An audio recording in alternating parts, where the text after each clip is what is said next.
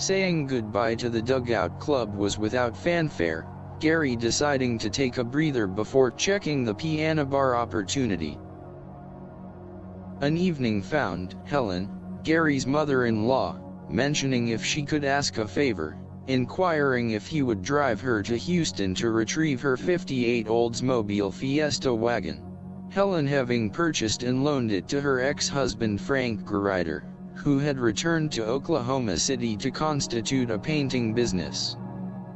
Frank having dropped out of sight the past couple of weeks, and Helen's concern being answered with a call from the Houston, Texas Police Department, the Olds had been impounded.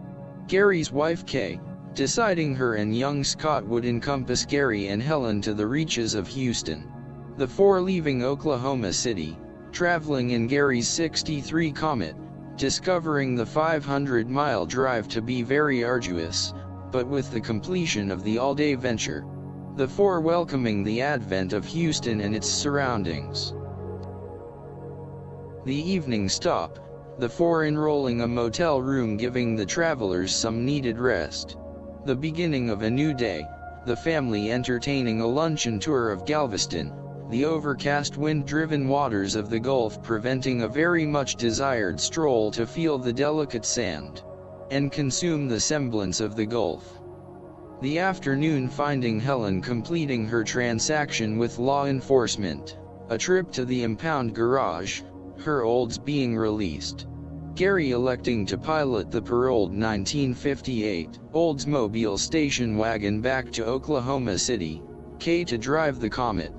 Both cars to caravan the return by way of Waco, Helen desiring to have a fleeting look at a town bearing many memories. Continuing on, with a stop in Arlington to reside the night with Kay provincial cousin, Gary still somewhat confused at the actual relationship, as Helen was also an only child.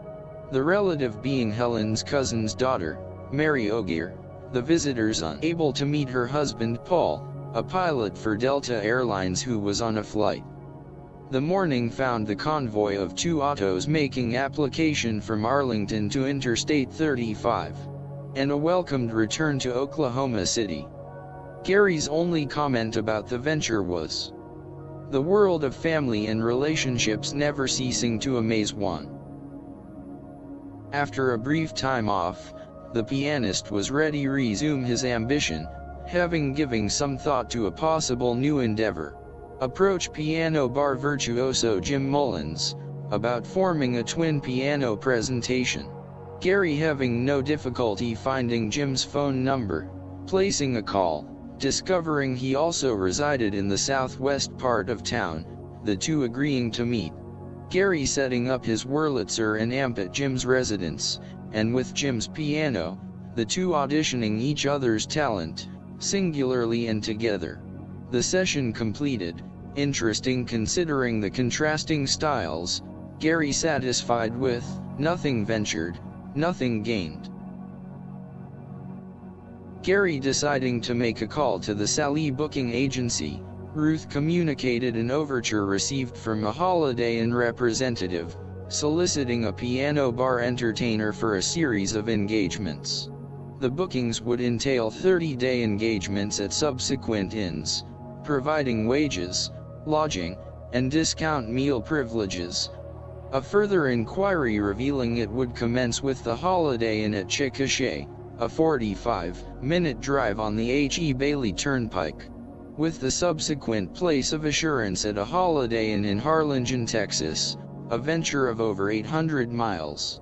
Gary finding the offer interesting but realized, extended travel was out of the question, but tentatively accepting the agent's offer, having something else in mind.